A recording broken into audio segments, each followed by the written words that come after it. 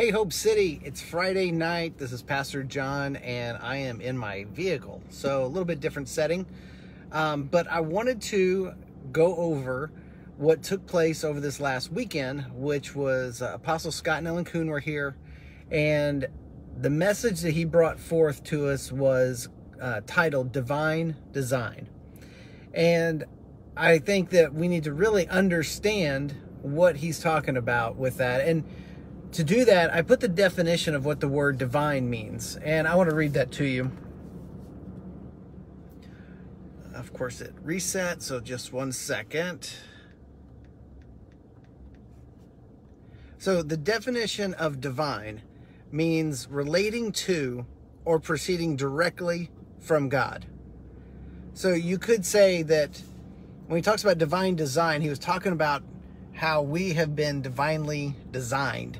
So our design is related to or proceeds directly from God.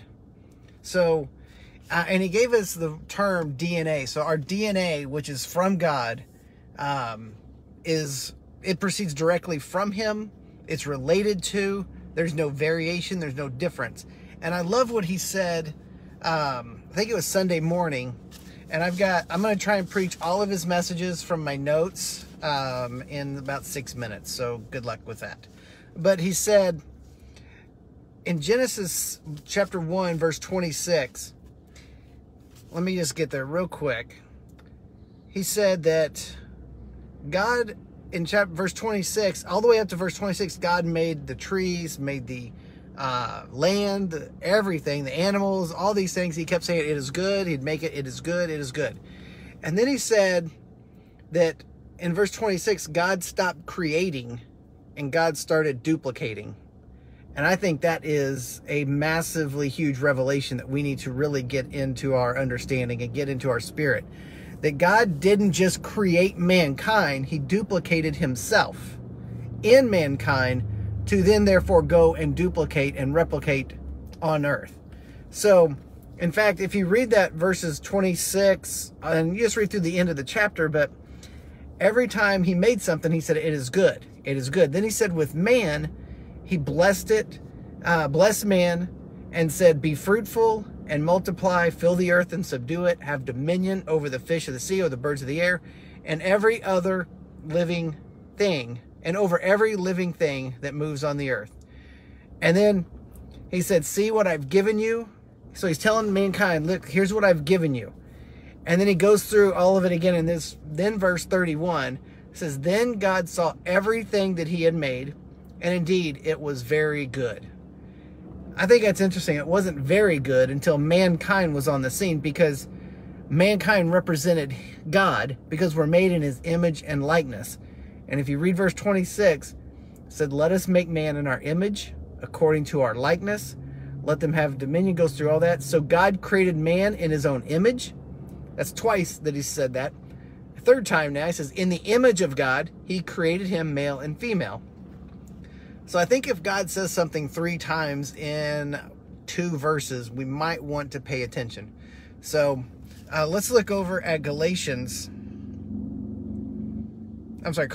2, verses 9 and 10. This is out of the Mirror Bible. I think Scott Kuhn read them out of the New King James and then out of the Passion Translation. And if you want to see them in those translations, you can go to our app, look at the YouVersion Bible app, and pull it up on there. So, chapter 2, verse 9 of Colossians, in him, so in Christ, all the fullness of deity resides in a human body. So Jesus didn't stop being God because he was a man. He was man slipped into his earth suit so he could operate here as a man on the earth with the same power and authority that man now has available to us. Because if God told us to go and make disciples and heal the sick and cast out demons and do everything Jesus did, but he didn't empower us to do it, that wouldn't be very just. That would not be very fair or right. And God is 100% right and fair and just. So just with that logic, that conclusion, we know that we have the same power that Jesus operated on this earth. So let me read these real quick. It says, in him, the fullness of deity resides in a human body. He proves that human life is tailor-made for God. We are complete in him. So we're complete in Christ. We're not having to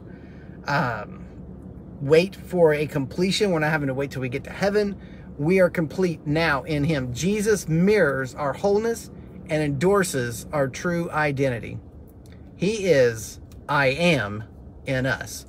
So he is God in us. Because Jesus even said in the Garden of Gethsemane, when they came to take him for crucifixion, he said, they said, "Are you Jesus of Nazareth?" And he said, "I am." And they all fell down. He released a little bit of that power of his I amness, and it changed the atmosphere, and it caused a natural reaction to a supernatural power. So just one last thing to leave you on, talking about our divine design and how we've been created.